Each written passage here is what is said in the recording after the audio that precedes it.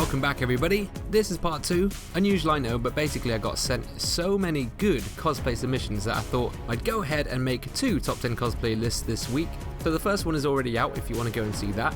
Otherwise, right now we're going to jump into 10 more amazing cosplays, starting at number 10.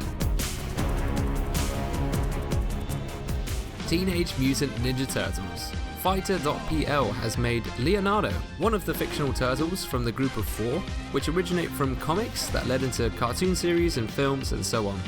Leonardo is often the calmest one of the 4, I think he's the leader of the group as well, and to look like him he's rolling pretty bare. Obviously he only has the Onikiri and Ubidachi katanas, because Leonardo's signature weapons are 2 katanas. Otherwise, he spent a lot of time in the character creation getting the right green skin tone, plus utilised the tattoo feature to get that blue bandana across the face. By the looks of it, it works very well actually. In terms of the gameplay, it's impressive that he's winning at all. With no armour, he take a lot more damage that way. But we all know that fashionable cosplays are much more important than winning.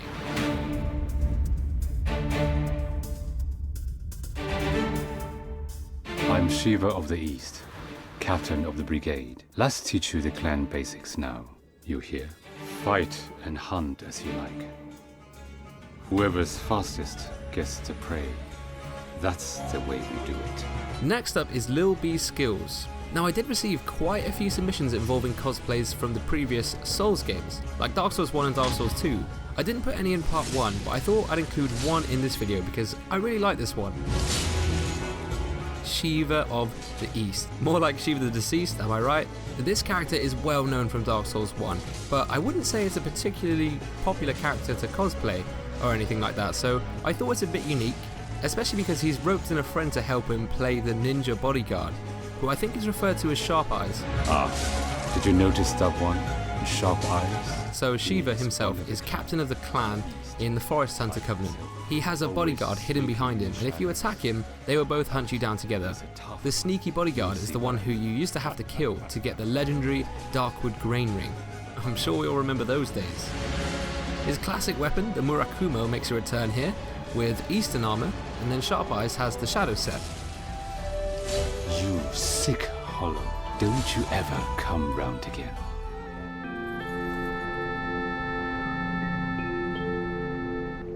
Comrade has created Tifa Lockhart, one of the main characters from the game Final Fantasy VII. She has fist weapons here represented by the cestus, so it's mainly hand-to-hand combat.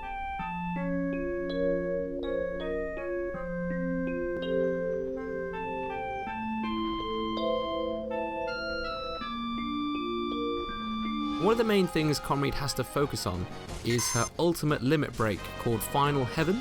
This is where she lifts up a hand, kind of charges the strike, and then sends a massive energy blast through her enemy.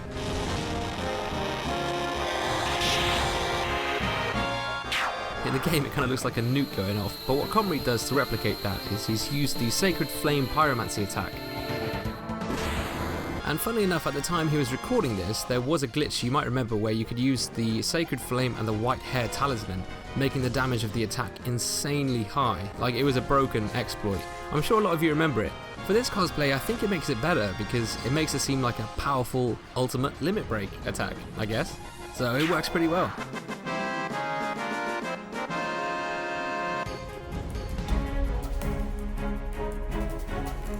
Sir Stab A Lot, great name, is cosplaying as Guts. Finally, everyone really seems to love this character. Guts is the protagonist from Berserk, which is a Japanese dark fantasy manga and an anime too, I believe.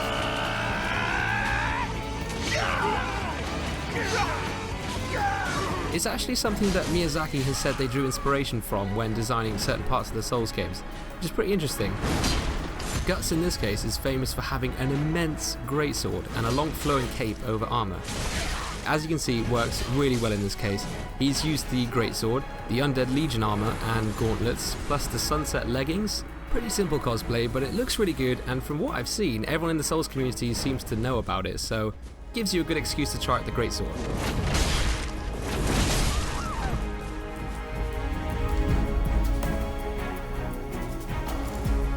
Next up, a player called Some Guy has made the Pharaohs brothers. Yeah, I'm going to be really interested actually to see how many of you played this game. I think it might be a lot, but these are a series of 6 bosses that you find in a mini-game within RuneScape, which is a massively multiplayer online game. First up we have Carol the Tainted, who attacks solely with a ranged crossbow. Varak the Defiled, I think was considered the most dangerous in RuneScape because he could hit through prayer, but he uses a flail to inflict damage. Now unfortunately we don't have flails in Dark Souls 3, although I really wish we did, but the Morning Star replaces that here, and it works pretty well. Guthan the Infested attacks with a War Spear, and this one is special because he heals himself when he inflicts damage. So for this cosplay he's used the Wing Spear and also has the medium heal miracle. Darok the Wretched attacks slowly but hits incredibly hard with his Great Axe. Now in RuneScape, the lower his health was, the harder he could hit, so I reckon for this cosplay he should have used the Red Tearstone ring. That would have made sense, wouldn't it, I think? But instead he keeps it simple with the heavy Great Axe and the Knight Armor set. Torag the Corrupted uses a 2-handed pair of hammers, so here the 2 Drang hammers are used. And finally, Aram the Blighted is a magician wielding a staff. So here he's used the Golden Ritual Spear, which acts as a catalyst for sorceries while scaling with faith, plus a Pyromancy hand and the Fallen Knight trousers with the Robes of Prayer.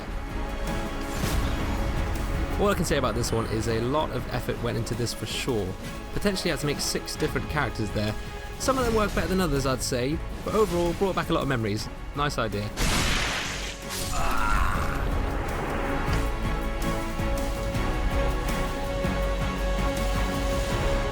At number 5, HyperSouls is cosplaying the Spartan from Spartan Total Warrior, which is a hack and slash game involving the Spartan warrior fighting alongside the Greeks against the Roman Empire.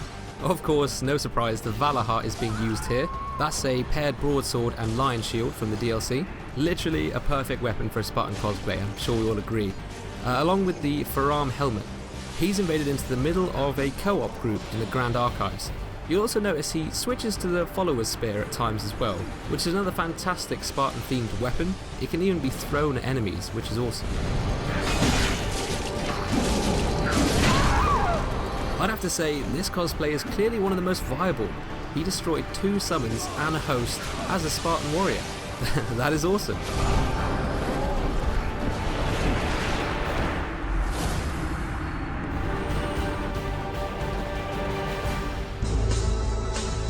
Last time on Dragon Ball Z!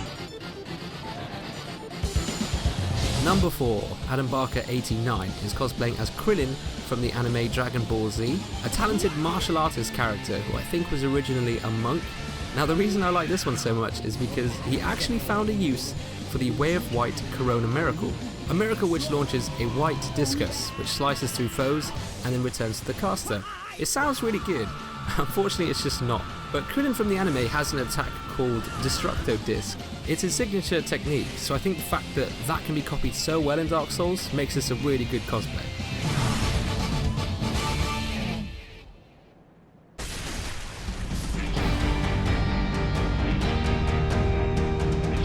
Dark Matter is cosplaying as Iceman, which is an X-Men character originally published by Marvel Comics.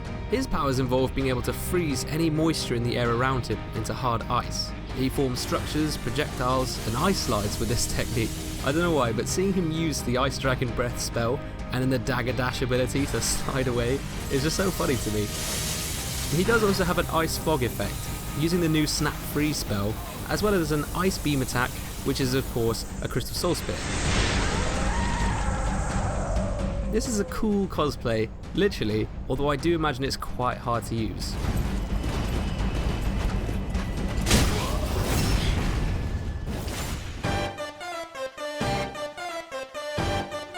Number 2 is a character from a game that released fairly recently and became insanely popular. It's a game that's considered unusual because it was actually independently funded through a Kickstarter campaign, and the game in question is called Undertale, a role-playing game which includes a character called Undyne, a female fish warrior who is captain of the Royal Guard. Now I haven't played Undertale yet, but a lot of people sent in Undertale cosplays, so the way I see it is if you guys like it, I'll probably like it. But for this cosplay, Undyne uses blue magical spears in combat, and she occasionally throws them before generating more. Another cool thing about Undyne is she has the power of determination, which means she can survive a lethal blow. So to replicate that, he's used the Tears of Denial miracle. When your health reaches 0, you get granted an extra chance to live with 1 hit point left. In terms of appearance, he's made the red ponytail hair in the character creation, and then worn the Outrider Knight Armor set, and buffed the spear with great magical weapons so it gets that magical blue appearance. Another aspect he covered well is with the use of the Crystal Hail sorcery. Apparently when Undyne becomes enraged, she rains down multiple energy spears from above. Another thing I learnt through this cosplay is that wearing the Hawk Ring actually improves the damage of the Follower's Javelin weapon art, and supposedly makes it fly straighter when thrown.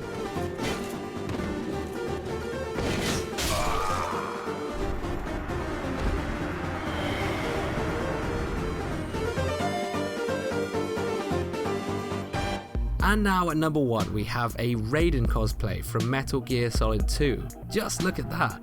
This screenshot was taken in the Dark Moon tomb. That's why I think the light tones are so perfect for this cosplay. I wonder if you would have preferred a fantasy setting. Yeah. Huh?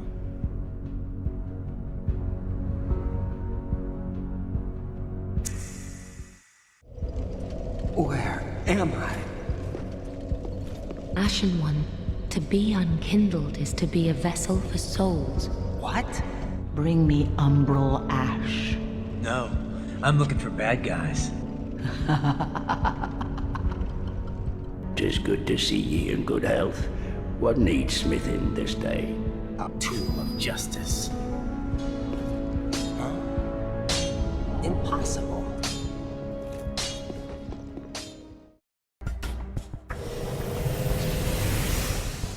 So Raiden is the main protagonist in this game, although I think he said he took some elements from Metal Gear Rising as well. Again, what impressed me most with this submission was the great character likeness. The cosplay itself looks great, but also the attention to detail with the editing. He edited a little narrative to the video. The start of it is made to appear like Raiden is accepting a virtual reality mission.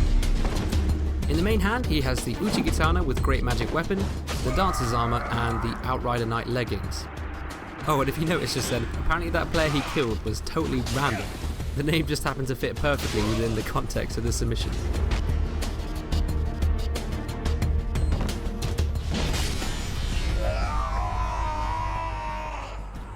Again, just to keep in mind, I have cut the submission down a lot shorter, like normal. What he goes on to do is he successfully invades 6 people, and then at the end he's edited a scoreboard and kind of filled in the stats of how his mission went. It's a really cool idea and a nice way to blend the Metal Gear universe with the Dark Souls universe, so very unique cosplay. Congratulations. Let me know what cosplay you thought was the best. Otherwise, the next countdown is top 10 epic fails. So if you've made any hilarious mistakes or had very unlucky things happen to you, PvP or PvE, send them in to me. Instructions on how to do that are in the description below. Being able to talk to so many people about things you like is obviously, quite a privilege. Something like this with all the cosplays meant that I had to research a lot of these games, because obviously I hadn't heard of them. And because of that, there's a few new games now that I want to check out, like Undertale, which might not have been on my radar necessarily. Anyway, dislike the video if you didn't like it if you did, and I will see you soon.